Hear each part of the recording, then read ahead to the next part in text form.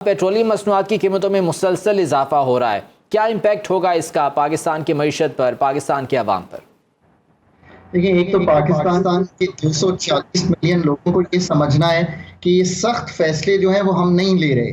हम सिर्फ कीमतों की तब्दीली का फैसला ले रहे हैं। वो अवाम के लिए तो ज़रूर सख्त है, पर हम ये नहीं कर रहे कि एनर्जी सेक्टर को ठीक करने जाएं।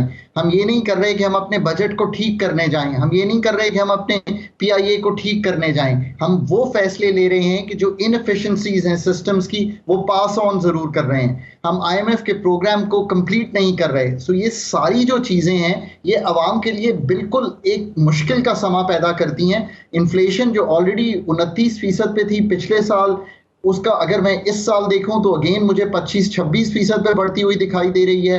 जो एसपीआई है, जिसको हम कहते हैं, वो इंडेक्स जो 51 जो ज़रूरी अशिया हैं उनको रिप्रेजेंट करता है, वो 31% इस हफ्ते बढ़ा हुआ आया है। 56% चीज़ों की कीमतें ज़्यादा थी। अभी उसमें ये पेट्रोल के राइज का अफेक्ट नहीं है।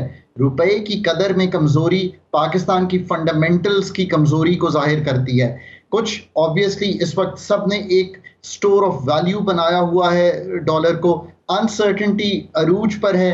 केयर टेकर सेटअप की गवर्नमेंट आई है, बट ऑफ कोर्स कोई भी केयर टेकर सेटअप जो है वो तैयारी करके तो नहीं आता। उनको तो शायद कल तक भी नहीं मालूम था कि हमने टेक ओवर करना है। इस वक्त ज़रूरत जो है एक बहुत ही एक्सट्रीम गुड टीम की है, कॉम्पिटेंट टीम की है। वो टीम जो इन चीज़ों को समझ सके और कल से सॉल्व कर सके। I think that is where the अगर हम कंट्री। जैसा कि आपने निगरान हुकूमत की बात की, निगरान काबीना की तश्कील अभी तक मुकम्मल नहीं हो सकी, मुशावरत का सिलसिला जारी है, लेकिन खबरें यही गर्दिश कर रही हैं कि प्रोफेशनल लोग काबीना का हिस्सा होंगे, टेक्नोक्रेट्स जो हैं वो काबीना का हिस्सा होंगे। ऐसे क्या फैसले उन्हें करने चाहिए कि आवाम को रिलीफ मिल सके? आई डोंट थिंक कि कोई भी ऐसे फैसले किए जा सकते हैं जो आवाम को रिलीफ दें। And I have to be honest with the country. इससे मेरा मतलब ये नहीं है कि आप चीज़ों की गिरावट को नहीं रोक सकते। आप कीमतों के बढ़ने की जो शरह है उसको संभाल सकते हैं। आप पाकिस्तान की जो फंडामेंटल काम है वो कर सकते हैं। आईएमएफ का प्रोग्राम कंप्लीट कर सकते हैं। ये एक एम्पावर्ड केयर टेकर सेटअप है। लॉ इनको इजाज़त देता है। लॉ से मेरा मतलब है हमारा कॉन्स्टिट्यूशन इनको इजाज़त देता है। फिर इन्होंने कुछ काम करना है इन्वेस्टमेंट लाने में। इन्होंने कुछ काम करना है $28.5 अरब आईएमएफ के अम्ब्रेला के अंडर ढूंढने में, आईएमएफ का प्रोग्राम आगे चलाने में।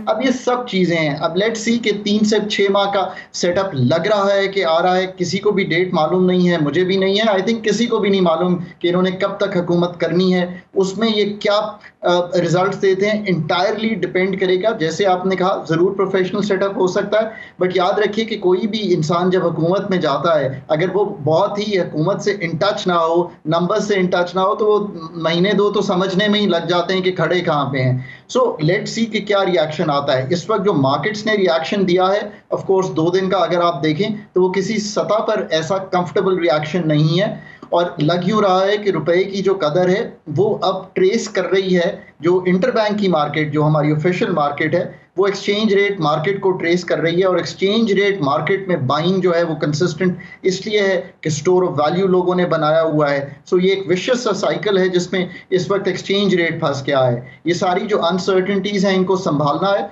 उनको आके अपना कोई मुसव्वदा तो सामने रखना पड़ेगा कि वो क्या करना चाहते हैं। डॉक्टर साहब, जब पेट्रोलियम मसनूआत की कीमतों में इजाफा होता है तो डेफिनेटली हर चीज़ की कीमत जो है वो बढ़ जाती है। अगर हम बिजली की कीमतों की बात करें तो उसमें भी मुसलसल इजाफा हो रहा है। महंगी बिजली हम ऑलरेडी पैदा कर रहे हैं, 50 से 55 रुपये फ़ी यूनिट आवाम को बिजली बेची जा रही है।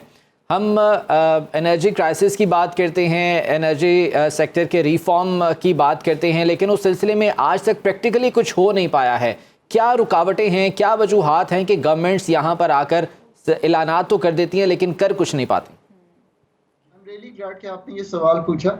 एनर्जी सेक्टर पाकिस्तान की एशलीज हील है। यानी कि इससे मेरा मतलब है कि पाकिस्तान की इकॉनमी को अगर कोई चीज़ रोके हुए है तो वो पाकिस्तान का एनर्जी सेक्टर है। पाकिस्तान का एनर्जी सेक्टर एक कॉन्स्टलेशन में है जो सरकार के पास चल रहा है। डिस्कोस भी सरकार चला रही है, डिस्ट्रीब्यूशन कंपनीज यानी कि जनरेशन कंपनीज भी सरकार चला रही है, चाहे वो फ्यूल बेस्ड हो, चाहे वो पानी के उस पर बेस्ड हो, चाहे वो RLNG पावर प्लांट्स हो। और बिजली भी उनसे जो IPPs भी हैं और जो गवर्नमेंट की कंपनीज हैं वो भी सरकार खरीद रही है। सरकार अगर एफिशिएंटली कमर्शियल ऑर्गेनाइजेशंस चला सकती होती तो आप देखते कि ये सेक्टर बहुत बेहतर होता। हमें ये तो मानना पड़ेगा ना कि हम ये काम नहीं कर सकते। अगर हम ये काम कर सकते होते तो ये सेक्टर इतनी डिस्ट्रेस में ना होता।